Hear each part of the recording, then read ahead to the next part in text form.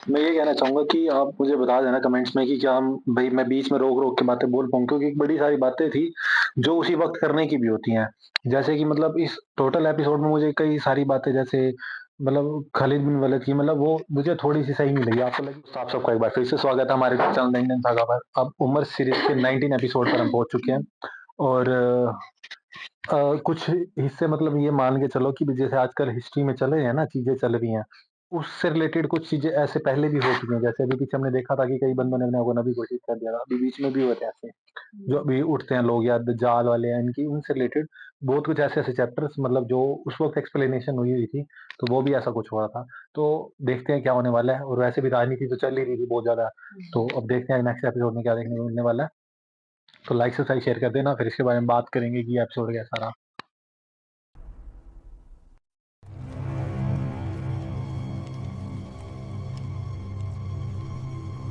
अपने खेमे उठाओ, चलने के लिए तैयार हो जाओ, क्योंकि अब हम रबाब की तरफ बढ़ेंगे और हम उन पर हमला करेंगे।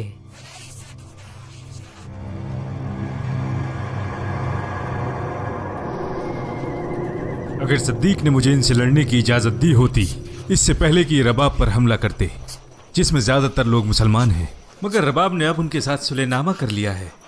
हाँ, मजबूरी के डर से शायद उन लोगों ने सुलह कर ली है। उन्हें भी अपने घर और परिवार को बचाना है कि अल्लाह उनके लिए कोई दूसरा रास्ता ना निकाल दे। फवल्लाही मलिक अगर मेरे हाथ आ जाता है तो उसका और उसके साथियों का बहुत बुरा हश्र करूंगा। अल रबाब के मुसलमानों को जो उन्होंने कत्ल किया है उसकी सजा उन्हें जरूर मिलेगी। मैं उन पर जंग करने वालों की नहीं बल्कि कातिल की दफा लगाऊंगा। अमन हो या जंग, कातिल की सजा मौत है। जब तक खलीफा का हुक्म नहीं आता हमें उनकी तरफ नहीं बढ़ना चाहिए। अबू बकर और सिद्दीक का अंदाजा सही निकला, ये लोग तो आपस में ही लड़कर मर जाएंगे। अब देखना यह है कि सजा और मालिक मिलकर मुसैलिमा की फौज का मुकाबला कैसे करेंगे। वो उनके इलाके की तरफ निकल चले हैं।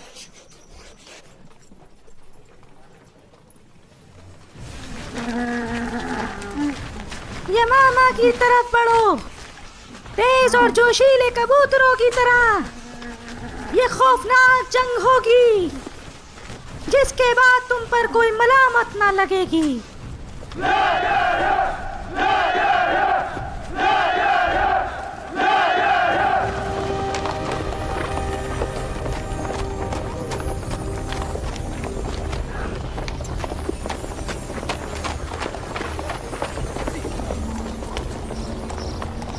ना ना, बिल्कुल ना, हम उनके साथ जंग ना करेंगे।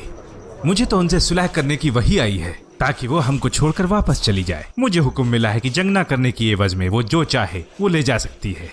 तो हो सकता है कि वो अपने जजीरे पर वापस चली जाए।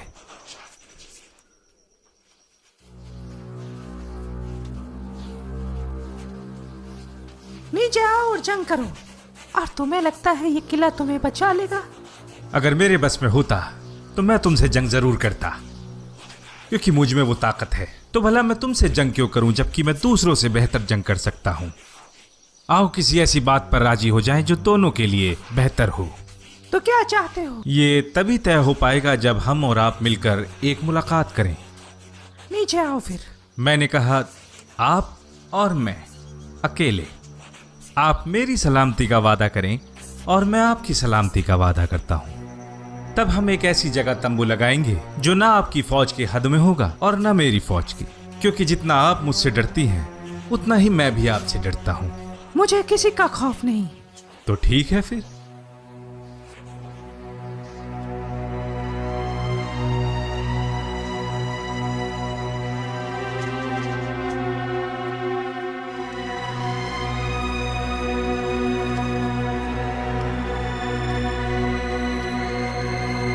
इस बात का डर तो नहीं कि वो दोनों एक साथ हैं? अपने ख्यालों से बाज आओ। मुझे डर है कि तो किस बात का डर है? इस जद्दोजहद में वो मेरे साथ बराबर की शरीक, मगर अब वो मुसलमा के साथ अकेले ही सारे मामला तय कर रही है और मुझे दरकिनार कर दिया। आपको नहीं मालूम वो किस बात पर राजी होंगी और उससे आपको कोई फायदा होने वाला है या नहीं? उसके साथ आपकी शिरकत जिम्मेदारी तक है, फायदे में नहीं। जल्दी पता चलेगा मैं सही थी। वो आपका पूरा इस्तेमाल करेगी खुद के लिए और अपनी कौम के लिए, और जब वो वापस जाएगी तो आपको छोड़ जाएगी सहारे खलीफतुर रसूलुल्लाह और सैफुल्लाह खालिद इब्न अल वलीद के। खलीफतुर रसूलुल्लाह, सैफुल्लाह, तुम उनकी तरफदारी कर रही हो लैला, जबकि मैं तुम्हारा खाविंद हूँ। अब आप मेरे शौहर नहीं रहे, मैं बस आपके लिए गुलाम हूँ।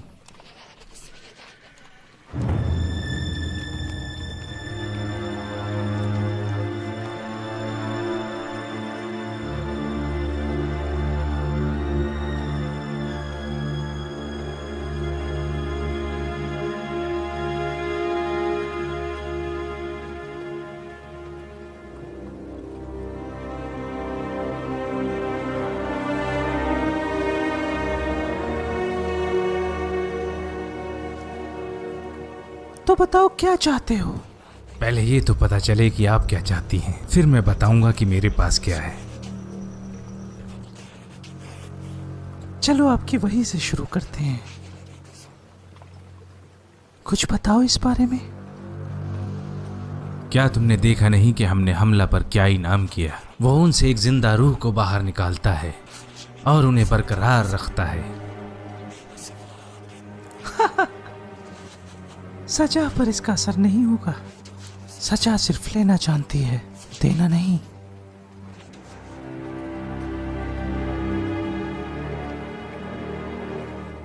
तो फिर ले लो, मैं आपको यमामा की पूरे साल की पैदावार देता हूं। आप चाहो तो अपना आधा हिस्सा भी ले लो और अपने कुछ आदमियों को मेरे पास छोड़ दो, ताकि वो बाकी का आधा हिस्सा मेरे पास से ले जाएं। वापस अपने वतन चली जाओ। अरबों से लड़ने का क्या फायदा? बताओ, मैंने सही कहा ना? ये तो बस एक पेशकश है, बात अभी खत्म नहीं हुई। और क्या? आप मुझसे निकाह करें और 3 दिन मेरे साथ बिताएं। इस तरह हम साथ भी हो जाएंगे और हमारा मुआहदा भी मजबूत होगा। उसके बाद हम अपने अपने रास्ते चले जाएंगे। हम खुशी खुशी साथ रहे और फिर खुशी खुशी अलग हो जाएंगे। मैंने मुसैलिमा से करार किया है, 1 साल की फसल की एवज में। अपने खेमे उठा लो, अब हम लोग अपने घरों की तरफ रवाना होंगे। नस्ल में हमारा काम खत्म हो चुका है। और हम तमीम, ये तुम्हारा मुल्क है, जो तुम्हें ठीक लगे वो करो। और हमारे मुआहदे का क्या, जो हमने साथ किया था? खत्म हो गए। हमने तुम्हारे साथ रबाब से जंग की जब तक उनके साथ सुलहनामा न हुआ। अगर कुछ है जो तुम्हें मुसैलिमा से चाहिए तो जाकर मांग लो। जल्दी करो, अपने खेमे उठाओ, सवारियां तैयार करो। हमें गनीमत मिल गई है, हम पर कोई मलामत नहीं। अब हम क्या करेंगे मालिक? हम अपने लोगों को छोटे ग्रोहों में बांट देंगे ताकि खालिद हम पे एक साथ हमला न कर सके।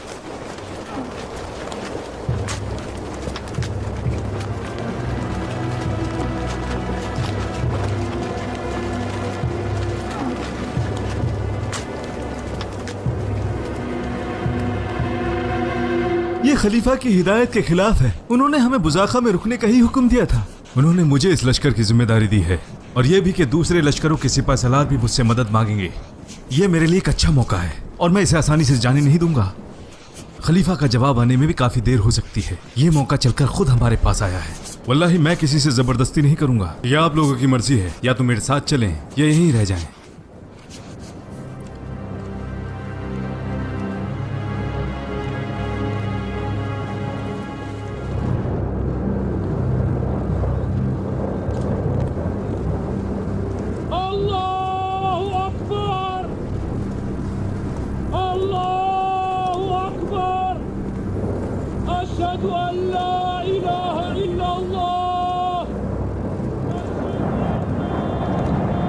अज़ान दे रहे हैं मालिक। इन लोगों ने हमें चारों तरफ से घेर लिया है। मुझे इनकी अजान से कुछ लेना देना नहीं।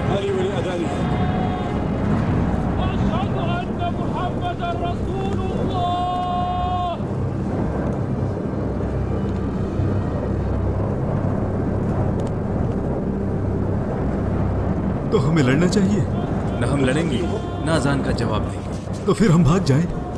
कहाँ भागेंगे हम लोग? तो फिर हमें क्या करना चाहिए? उनके आने का इंतजार करते हैं और पास आने पर हथियार डाल देंगे। फिर खालिद हम पर जो शर्तें लगाएगा वो हम उसके हवाले कर देंगे। वो क्या कहते हैं उसे, हाँ, ज़कात।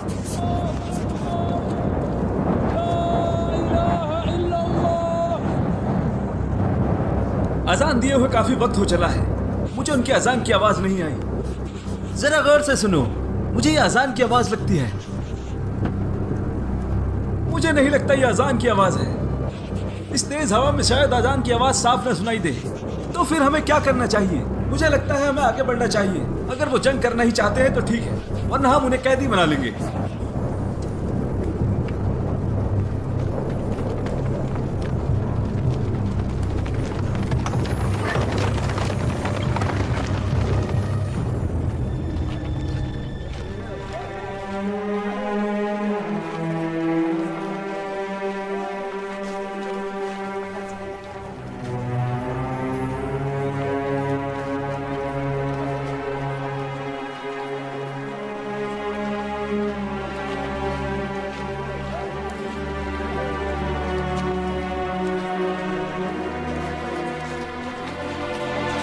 मैंने ज्यादा तौर पर अजान की आवाज नहीं सुनी। हालांकि मैंने कुछ आवाज सुनी, लेकिन मैं ये नहीं बता सकता कि वो अजान थी या नहीं। मेरा ख्याल है कि मैंने अजान की आवाज सुनी। तुम्हारा ख्याल है? हालांकि मैं पूरी तरह मुतमईन नहीं हूं कि वो अजान ही थी, क्योंकि हवा बहुत तेज चल रही थी और देखो, शक हकीकत की जगह तो ले नहीं सकता। या अबा सुलेमान, कुरान की आयत इस बारे में कुछ और ही बतलाती है। किसी के बारे में हुक्म और फैसला करने में शक मुल्जिम के हक में शुमार किया जाता है, ना कि उसके खिलाफ। लेकिन जब हमने उनको घेरा तो उन्होंने अपने हथियार डाल दिए और खुद को हमारे हवाले कर दिया।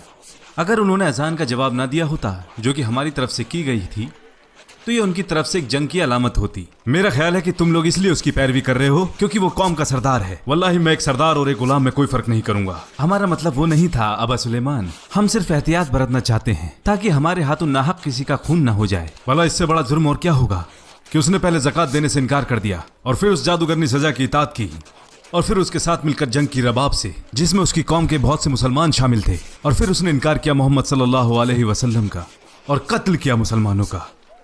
तो फिर इस फैसले पर हमें खलीफतुर रसूलुल्लाह के हुक्म का इंतजार करना चाहिए। जब भी मैं कोई खुद का फैसला लेने की सोचता हूँ, तुम मुझे भेज देते हो खलीफतुल रसूलुल्लाह पर, जबकि वो हमसे कई दिनों के फासले पर मौजूद हैं।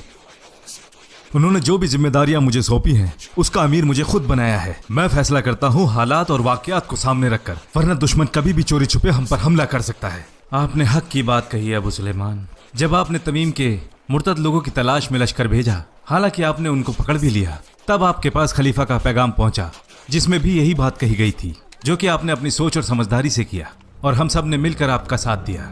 अब चूंकि ये भी आपकी गिरफ्त में आ चुका है, तो मेरा मानना है कि आप इसे उसी तरह खलीफा के पास फैसले के लिए भेज दें, जैसा कि आपने भेजा था गदफान के सरदार उवैना इब्न हिस्न को। आपने एक बात का जिक्र किया और दूसरी बात भूल गए। बुराखा के लोगों के बारे में खलीफा का क्या हुक्म था जब हमने उनको शिकस्त दी?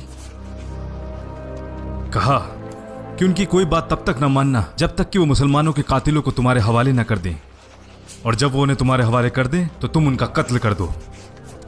और मलिक इब्न नुवैरा भी उसी जगह पर खड़ा है। एक कातिल का बदला कत्ल है, चाहे वो मुसलमान ही क्यों ना हो।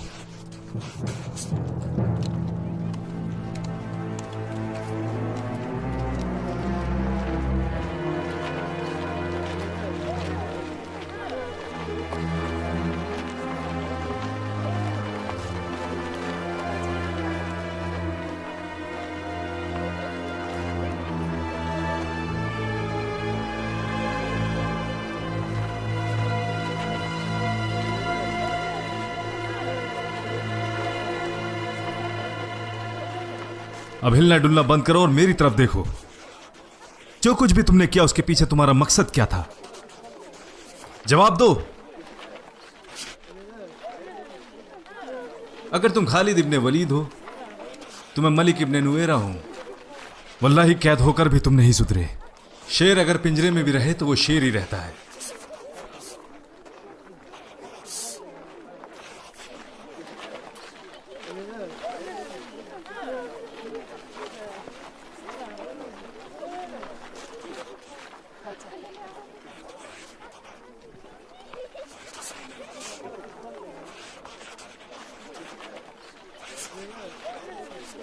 मेरे पास तुम्हारे खिलाफ पुख्ता सबूत हैं। तुमने ज़कात का इनकार करके सभी चीजों का इनकार किया और उस जादूगरनी की इताअत की जिसने नबूवत का दावा किया, और उसके साथ मिलकर रबाब के मुस्लिमों को मार डाला। तुमने एक साथ इतने सारे मुसलमानों का खून बहाया। इसके बावजूद भी मैं पूछता हूं, ज़कात के बारे में क्या कहते हो? अगर नमाज की बात है तो अगर तुम चाहते हो तो मैं करूंगा, मेरा चाहना या अल्लाह के हुक्म से। क्या तुम अल्लाह के लिए नमाज नहीं पढ़ोगे? अगर मैं अल्लाह के लिए करूंगा तो इसका इल्म सिर्फ अल्लाह को होगा, जबकि तुम उतना ही जान पाओगे जितना मैं जाहिर करूंगा। मैंने तुमसे ज़कात के बारे में पूछा है। अगर ज़कात की बात है, वल्लाही मैं तुम्हें ही नहीं दूंगा। जहां तक मेरे माल की बात है, मैं इसे जैसे चाहे वैसे खर्च करूंगा।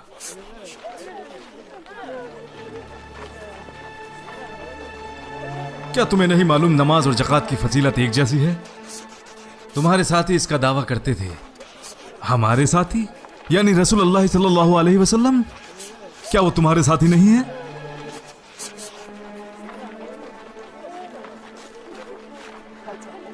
ये एक बदकार इंसान है, इसका सिर धड़ से उड़ा दो। खालिद, ऐसा ना करो। इतना सब कुछ सुनने के बाद भी तुम इसकी वकालत कर रहे हो? हट जाओ अबू कतादा।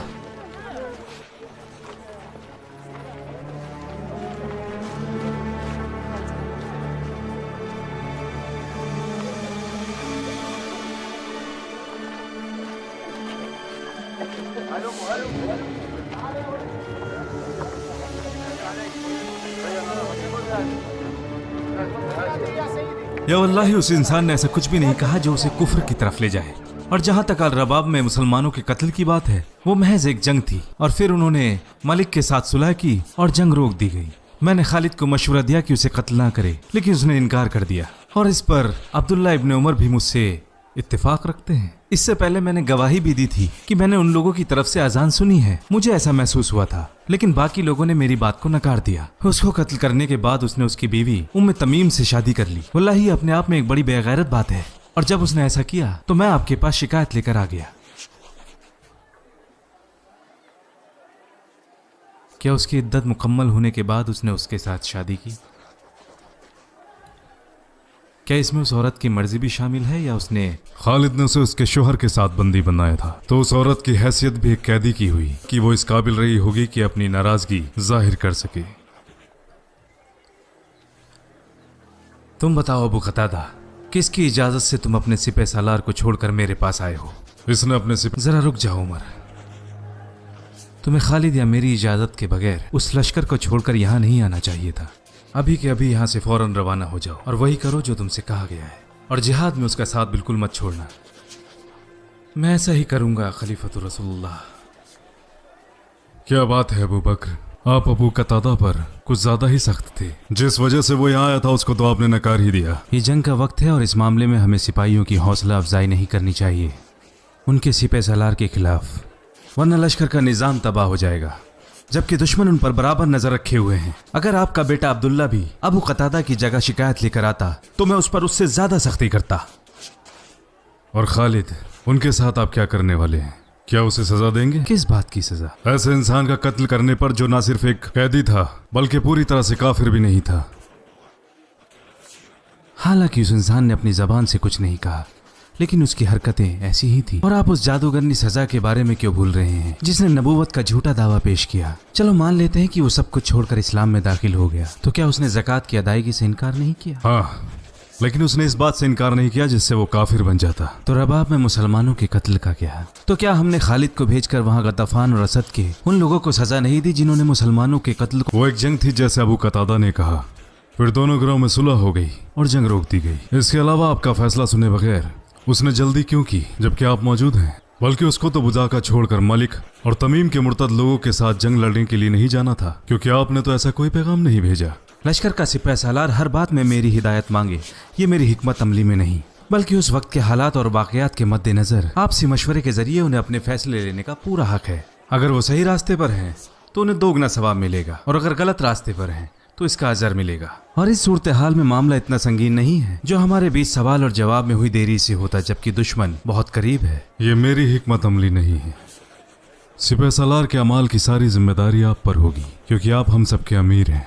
में से हर कोई उस काम का जिम्मेदार है जो उसको सौंपा गया है, और अल्लाह को उसकी जवाबदेही है। अगर वो आपसे मशवरा लिए बगैर अपने फैसले लेते रहे तो मुझे डर है कि बहुत जल्द किसी भी फैसले में वो आपसे कोई मशवरा ना करेंगे और उन्हें आपकी ज़रूरत नहीं पड़ेगी। देखो उमर, वही का सिलसिला अब ख़त्म हो चुका है जिसमें शक की गुंजाइश बिल्कुल नहीं होती थी। जहाँ तक हराम और हलाल की बात है, अल्लाह ने हमें साफ कर दिया है और रसूल अल्लाह ने इस बात को वाज़ेह किया है कि हमारे सामने सब कुछ ज़ाहिरी तौर पर साफ हो जाए। जहाँ तक दुनियावी मामलात की बात है, जिनसे लोगों के सियासी मामले भी जुड़े हैं, तो हमें अल्लाह से डरते रहना चाहिए, एक दूसरे से मशवरा करना चाहिए, राय लेनी चाहिए और अल्लाह से दुआ करें कि वो हमें सही फैसले लेने में हमारी मदद करे।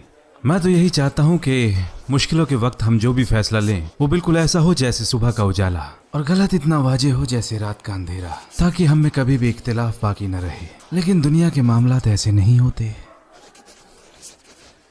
अगर हम हर मामले में सही फैसला लेने की कुव्वत रख पाते तो अल्लाह हमें मशवरे का हुक्म ही क्यों देता?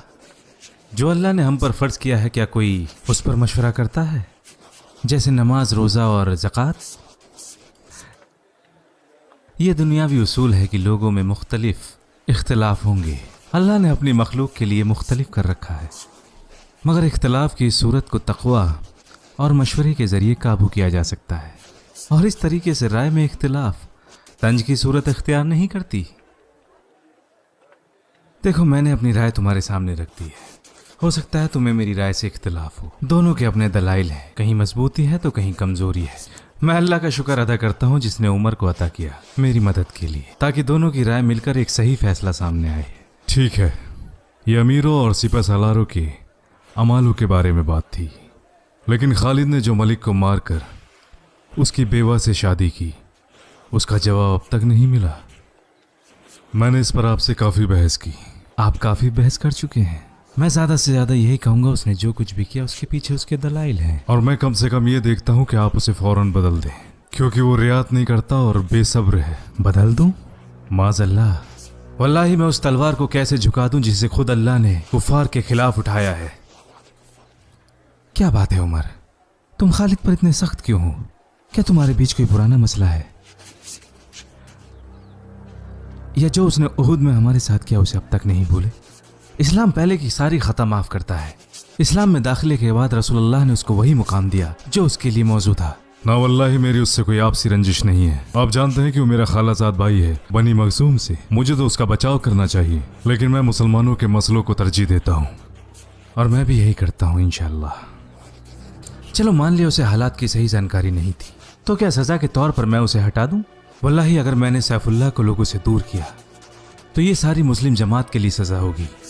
मैं उनको एक ऐसे जंगी सिपह सालार से महरूम कर दूं उस जैसा शायद ही सारे मुसलमान और अरबों में कोई हो। और बनु हनीफा के खिलाफ जंग में खालिद की जगह कौन ले सकता है, जबकि पहले उन्होंने इक्रिमा को हराया और बाद में सुराबिल इब्न हसना को। वल्लाही मुझे इसी बात का तो डर है, फिर लोग कहेंगे कि खालिद की जगह कोई नहीं ले सकता। इससे धीरे धीरे उन पर लोगों का गुमान बढ़ जाएगा और जल्द ही वो उनकी इबादत शुरू कर देंगे। अगर वो खलीफा के हुक्म के खिलाफ हुक्म देंगे तो लोग मानेंगे। शक और गुमान से फैसले ना करो उमर, और ना ही उस पर राय कायम करो जो हुआ ही ना हो। हम में से कोई भी दुनियावी फितने से महफूज नहीं है। इसका फैसला अल्लाह क़यामत के रोज़ करेगा, लेकिन हर हाल में हमें बेहतरी की कोशिश करनी चाहिए। अल्लाह के हुक्म से यमामा की तरफ बढ़ो। मैं तुम पर बड़ी जिम्मेदारी सौंप रहा हूँ। अल्लाह से डरो जिसका कोई शरीक नहीं है। अपनी हिफाजत करो खालिद इब्न अल वलीद, और अपने बर्ताव में थोड़ी नरमी लाओ। मैंने किसी के खिलाफ जाकर तुम्हारे हक में कदम उठाया है जिसके साथ मेरा इख्तिलाफ पहले कभी नहीं हुआ। जब तुम बनी हनीफा की फौज देखो तो उनके हालातों का गौर से जायजा लो इंशाअल्लाह, क्योंकि तुमने पहले कभी ऐसी फौज का सामना नहीं किया है। वो सारे आपके खिलाफ हैं और उनका मुल्क भी बहुत बड़ा है। जब आप उनके करीब पहुंचे तो सारे इख्तियारात अपने हाथ में लेंगे।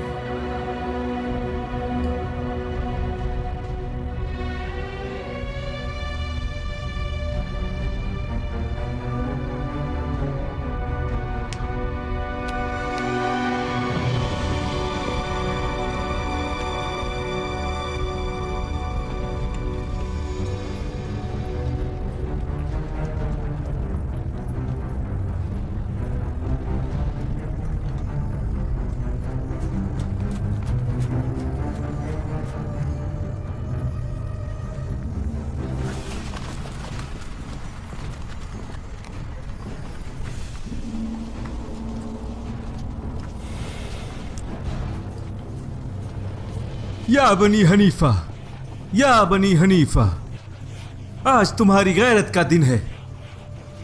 अगर तुम्हें शिकस्त मिली तो तुम्हारी औरतों को बांदी बना लिया जाएगा, तुम्हारे बच्चों को यतीम कर दिया जाएगा। अपनी गैरत के लिए लड़ो और अपनी औरतों की हिफाजत करो।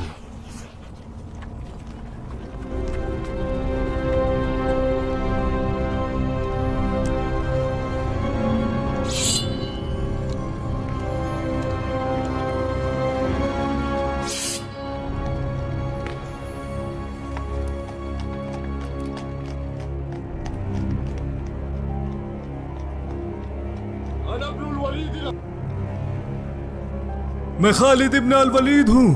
कोई है जो मुकाबला करेगा? जो कोई भी खुद को इस लायक समझे आगे आए।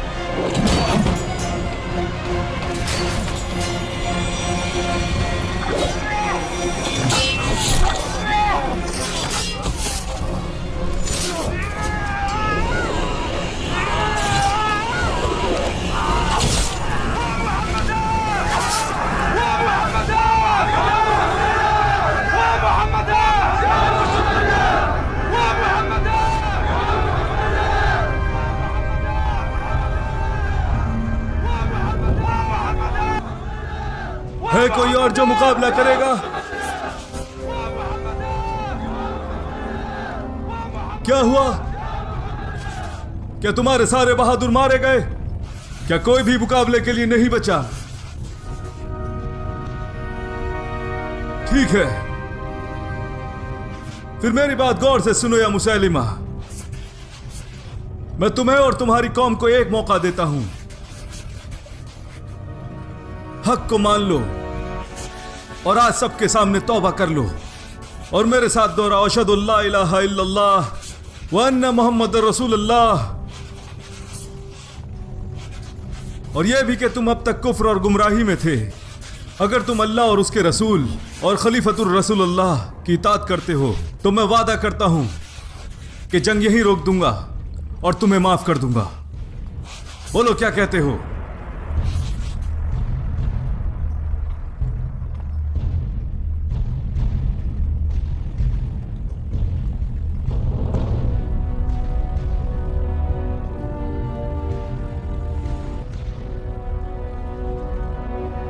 अपने लोगों का खून बहाने से रोक लो या मुसैलिमा, और मैं वही करूंगा जिसका मैंने वादा किया है।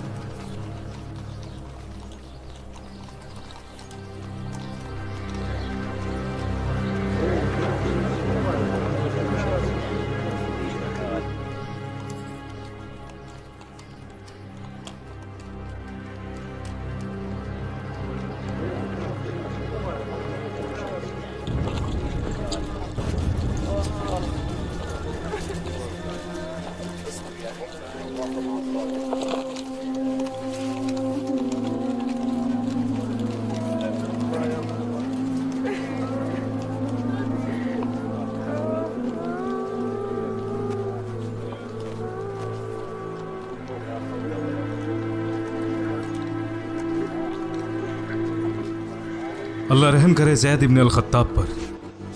ये नबीन, सादिकीन और शहीदों के साथ होंगे इंशाअल्लाह। हमारे भाइयों का दफन अच्छे से करना।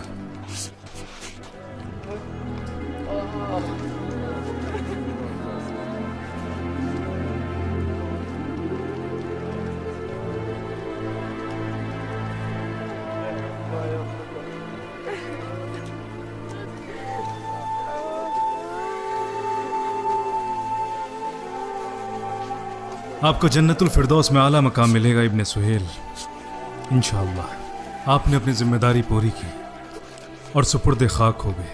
रसूलुल्लाह भी वफात के वक्त आपसे राजी थे। अच्छे से दफनाना।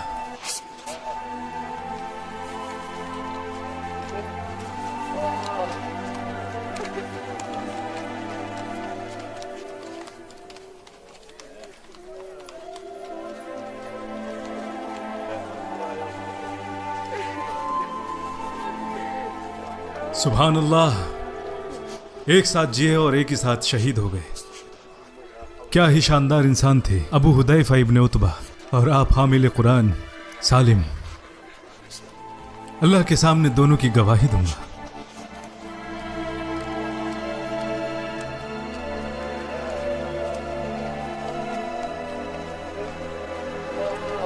इन दोनों भाइयों को एक ही कब्र में दफन करना। ये दोनों जीते जी एक दूसरे से अलग न हुए और अल्लाह की इताअत में एक दूसरे की हिमायत की। अब आप ही हमें बताएं हम क्या करें अबू सुलेमान।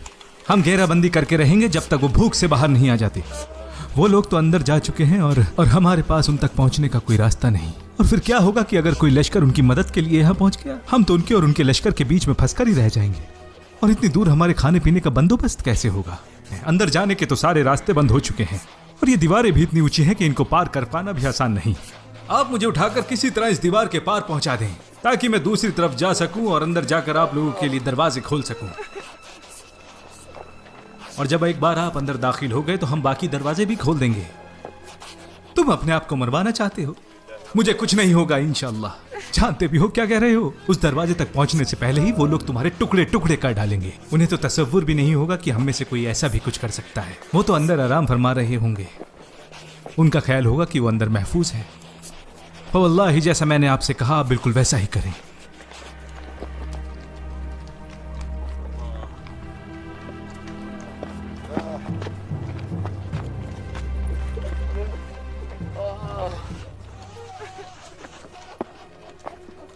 आपका बेटा हबीब जंग में शहीद हुआ है उम्मे इमारा। हमें आपसे हमदर्दी है। वो जो कुछ देता है और जो कुछ लेता है सब अल्लाह का है।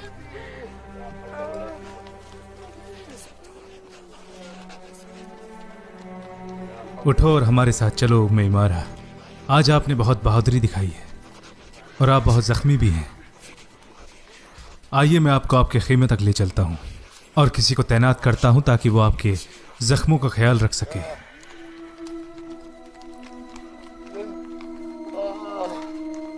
आइए अल्लाह आपको हिदायत दे।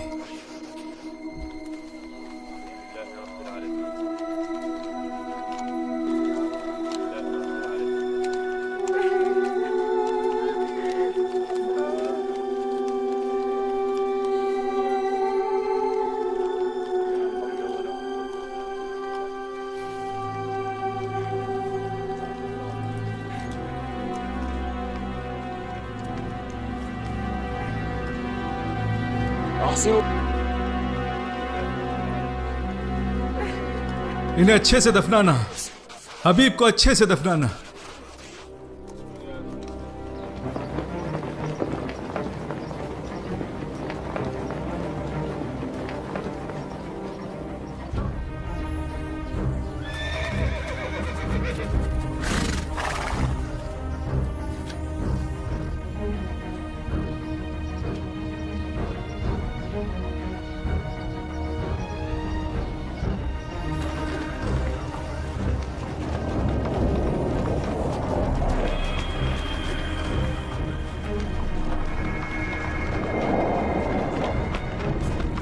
तो दोस्तों ये था एपिसोड। मैं ये कहना चाहूंगा कि आप मुझे बता देना कमेंट्स में कि क्या हम भाई मैं बीच में रोक रोक के बातें बोल पाऊँ, क्योंकि बड़ी सारी बातें थी जो उसी वक्त करने की भी होती हैं। जैसे कि मतलब इस टोटल एपिसोड में मुझे कई सारी बातें जैसे मतलब खालिद बिन वलीद की, मतलब वो मुझे थोड़ी-सी सही नहीं लगी। आपको लगी? जो कि उन्होंने एक्सप्लेनेशन करी हज़रत उमर ने, वो मुझे बेस्ट लगी, क्योंकि वो छूट देने की बात थी वहाँ पे। और जैसे कि उन्होंने अब ये चीज़ें बनती हैं, बहुत सारे क्वेश्चन्स बन जाते हैं कि जैसे उन्होंने उनको वहाँ पे मतलब जैसे पकड़ लिया था उनको वहाँ पे सब कुछ, उन्होंने पूरे तरीके से मना नहीं किया था, वो एक्सेप्टेंस में भी थे, नहीं भी थे। बट ये कहना कि भई क्या पता फ्यूचर में उसके उसके दिल में क्या था, उनके दिल में मतलब इतना वो तो जानने वाला परमात्मा ही है, वही है ना। तो एट लास्ट क्या पता वो थोड़े उसके बाद उसके मन में आ जाती है, उसको मार के फिर उसकी वाइफ से उन्होंने शादी कर ली। तो वो भी बिना पूछे, और जबकि उन्हें वहाँ पे इत्तला करना चाहिए था। जैसे आज के टाइम में भी लगा लो, अगर आपको कोई डिसीज़न लेना है किसी उस पे महकमे में, तो आप आगे एप्लीकेशन भेजोगे, जब वहाँ से जवाब आएगा तो ही आप कर सकते हो। फिर वो बात 1% के लिए उस वक़्त ठीक होती है जब युद्ध के अंदर, जब आपके पास वक़्त है तब उन्होंने वो चीज़ करी। हज़रत उमर उसी बात के लिए बार-बार बोल रहे थे कि ऐसे कैसे, और लास्ट में उन्होंने उनकी पत्नी वाली बात पूछी कि उनसे शादी करने वाली बात कहाँ से जाए थी, क्यों करी उन्होंने जो भी, तो भी उन्होंने उनका कहा कि भई मैं सारी वो तो एक औरत मजबूर थी भाई, उसकी हाँ, तो उन्होंने भी कसर यही थी। कहा, जवाब नहीं दे वो तो सकती थी। वैसे ही गुलाम हो गई थी ना औरत। तो यहाँ पे हज़रत मतलब जैसे अबू बकर ने भी डिसीज़न को डिले किया, क्योंकि वो चाहते थे कि वो जंग में, क्योंकि इतने ज़्यादा वो हैं खालिद बिन वलीद, कि उन्हें अगर इस तरीके से करेंगे भई, रोकेंगे तो फिर वो असर गलत पड़ेगा। लेकिन हज़रत उमर कह रहे थे अगर नहीं रोका जाएगा तो आगे फ्यूचर में परमानेंट असर पड़ेगा, क्योंकि लोग तो फिर बोलेंगे ही कि भई उसे उसके बिना तो उनको तो हटा ही नहीं सकते, ये नहीं कर सकते, वो नहीं कर सकते। तो दोनों कंडीशंस पे, लेकिन बात जायज़ वहाँ होती कि भई वो वहाँ उनको भेजते और वो उनको कत्ल ना ही करते और ना उनकी वाइफ का वो कर मतलब उससे शादी करते। और तीसरी बात कि जैसे इसके बाद इन्होंने उनको जंग के लिए आगे के लिए भेजा, तो कि भई या तो तुम ये एक्सेप्टेंस कर लो या तो तुम फिर वो हो जाओ। अब सामने वाले मान लो किसी और तरीके से किसी चीज़ में जी रहे हैं और वो कह रहे हैं कि आप इस तरीके से एक्सेप्ट कर लो कि ये परमात्मा यूँ ही हुआ है, जो अभी जंग हुई है। तो फिर वो सामने वाले बंदे इतने सारे हैं, बहुत सारे, कोई कैसी दिमाग का, कैसी उसका, तो वो एकदम कैसे मान लेगा कि आप आने वाले सामने वाला ही सच बोल रहा है। एकदम जब इस तरीका का वहाँ पे अरब के मिल बैठ के इंसान, हाँ। अरब में माहौल था, उस पे स्पिरिचुअलिटी पे डिस्कशन होती है, बहुत सारी बातें होती है, बंदा उसके अंदर अपने आप को डराता है, जबकि इतना वक़्त सबको लगा था यूँ करने में। तो वो 1 सेकंड में उनके लिए जंग के मैदान में चुनने का, भई जंग करनी क्यों थी उस वक़्त वहाँ जाके? या तो वो करने आए थे या ये क्योंकि उनके किले के पास भी हुआ। तो ये सारी बातें ना एक्सप्लेनेशन नहीं होती, तो पता नहीं चलता कि भई खुद से मुसलमान क्यों जा रहे हैं जंग करने हर जगह, भई वहाँ पे फिर उनको ये कहना कि भई एक्सेप्ट करो, नहीं तो भई, तो ये क्वेश्चन पुट होते हैं। तो कुछ कहोगे आप लोग? बात है? तो वही देख के तो यही तो लगता है इसीलिए मैं कह रहा था कि बीच-बीच में हम डिस्कशन करें ना थोड़ी-सी रोक के, तो आप वो मुझे बता देना, क्योंकि ये एपिसोड ना बड़े सही हैं, मतलब सोशल मतलब नॉलेज के लिए भी हैं और वैसे भी पता भी चल जाएगा कि सारा भी रुक-रुक के अगर पर उसके साथ बात करेंगे तो। तो ये बता देना आप मुझे, तो अभी के लिए इतना काफ़ी है, मतलब यही एपिसोड था, मतलब टोटल 2-4 जो मतलब मेन बातें थी वो यही थी, है ना? बाकी तो जो जंग लड़ी सब कुछ था, अबू बकर की भी अपनी वो फैसले लेने की वो थी। लेकिन हज़रत उमर बहुत ज़्यादा हम उनसे कनेक्ट उसी बात पे कर पा रहे थे, क्योंकि वो बिल्कुल सही जायज़ बात बोल रहे थे। तो मेरे को लगता है कि आज भी कुछ ना कुछ इन बातों पर कुछ ना कुछ होगा भई आपस में, कि भई उस वक़्त उसने यूँ किया था तो हमने ऐसे किया, तो वो आज भी इनकी आपस में कोई ना कोई बहसबाज़ी शायद इस बात पे हो सकती है, जहाँ तक मुझे लगता है। तो अभी के लिए इतना काफ़ी, मिलते जल्दी नेक्स्ट वीडियो में, लाइक से शेयर कर देना और कमेंट्स में ज़रूर बताना जो मैंने आपसे पूछा। तो अभी के लिए इतना काफ़ी है, बाय।